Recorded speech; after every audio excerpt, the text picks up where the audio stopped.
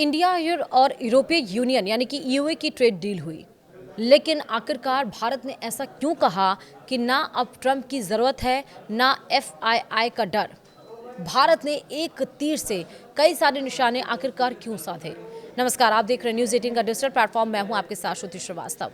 India यूरोपीय union trade deal, जिसे mother of all deal भी कहा जा रहा है, ये दुनिया के लिए किसी मिसाल से कम नहीं, वो भी ऐसे समय में जब ट्रंप का टैरिफ दुनिया की तमाम इकोनॉमीज को हिलाने में लगा है, दुनिया की सप्लाई चेन को बुरी तरह से डिस्टर्ब कर रहा है। अब सवाल यह है कि आखिर इस डील से भारत को क्या फायदा होगा। हम जिस फायदे की बात कर रहे हैं वो पूरी तरह से अलग है, क्योंकि भारत ने ईयू यानी कि यूरोपीय यूनियन के साथ फ्री ट्रेड कर एक तीर से कई निशानों को साधने की कोशिश की है। अगर शुरुआत अमेरिका और ट्रंप से करें तो 50% टैरिफ से होने वाले नुकसान की भरपाई ईयू ट्रेड डील से हो सकती है।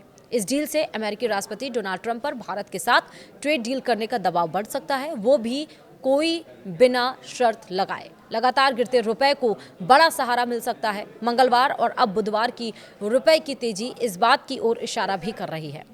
वहीं दूसरी ओर शेयर बाजार में तेजी का माहौल एक बार फिर से बन सकता है। मंगलवार को यानी कि 27 जनवरी को आखिरी वक्त की तेजी और बुधवार को तेजी का माहौल इस बात का सबूत है। साथ ही विदेशी निवेशकों का रुख एक बार फिर से भारत की ओर आ सकता है। वैसे बुधवार को विदेशी निवेशकों ने 3000 करोड़ रुपए से ज्यादा की मुनाफा वसूली की थी। तो आइए इसे जरा विस्तार से समझने की हम कोशिश करते हैं। जब अमेरिका ने भारत पर 50% टैरिफ लगाया था, तब भारत को काफी नुकसान होने का अनुमान लगाया गया था। काफी नुकसान हुआ भी। उसके बाद भी अमेरिका भारत के लिए एक अहम बाजार बना हुआ है, लेकिन भारत का एक्सपोर्ट कम हुआ है। आंकड़ों को देखें तो जब मौजूद फाइनेंशियल ईयर की शुरुआत हुई थी, तब अप्रैल में भारत का एक्सपोर्ट 8.4 बिलियन डॉलर का था, जो कि दिसंबर के महीने में कम होकर 6.88 बिलियन डॉलर पर आ गया। इसका मतलब है कि नुकसान हुआ है। अब भारत और यूरोपीय यूनियन की ट्रेड डील देश के अलग अलग राज्यों के लिए करीब 6.4 लाख करोड़ रुपए के एक्सपोर्ट के रास्ते खोल रही है। इसका मतलब है कि इस ट्रेड डील से न सिर्फ भारत के नुकसान की भरपाई होगी, बल्कि देश को फायदा भी होगा। भारत और यूरोपीय यूनियन ट्रेड डील को दुनिया की सबसे बड़ी डील कहा जा रहा है। इसका कारण भी है, भारत और यूरोप की आबादी 200 करोड़ के आसपास है। ये दोनों दुनिया की एक चौथाई जीडीपी यानी कि 25% इकोनॉमी को रिप्रेजेंट करते हैं। साथ ही 27 ट्रिलियन डॉलर के मार्केट को ओपन करती है। इसके अलावा अगले कुछ सालों में भारत और यूरोपीय यूनियन के बीच बायलैटरल ट्रेड 200 अरब डॉलर से 500 अरब डॉलर के बीच पहुंच सकता है। ऐसे में अमेरिका के लिए भारत के साथ ट्रेड करने का दबाव बढ़ेगा। एक्सपर्ट की माने तो अगर अमेरिका भारत के साथ ट्रेड नहीं करता तो यूरोपीय भारतीय सामानों को अपना ठप्पा लगाकर अमेरिका को महंगे दामों में भेज सकता है, जिसकी वजह से अमेरिका में महंगाई में बढ़ावा देखने को मिल सकता है। ऐसे में अमेरिका के पास भारत से डील में ही फायदा होगा।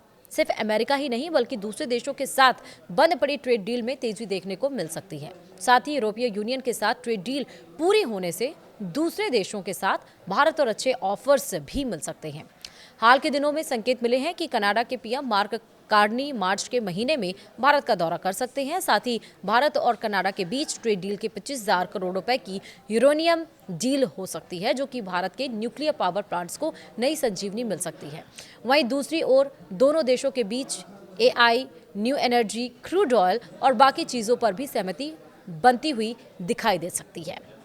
इसके अलावा दुनिया के बाकी देशों के साथ भी ट्रेड डील में तेजी देखने को मिल सकती है। जानकारों का अनुमान है कि Bharat European union trade deal से आने वाले सालों में देश की इकोनॉमी में बड़ा उछाल देखने को मिल सकता है। एक्सपर्ट के अनुसार देश को 5 ट्रिलियन डॉलर की इकोनॉमी बनाने के लिए ये डील होना काफ़ी ज़रूरी था। साथ ही देश की रफ्तार के लिए भी अहम है।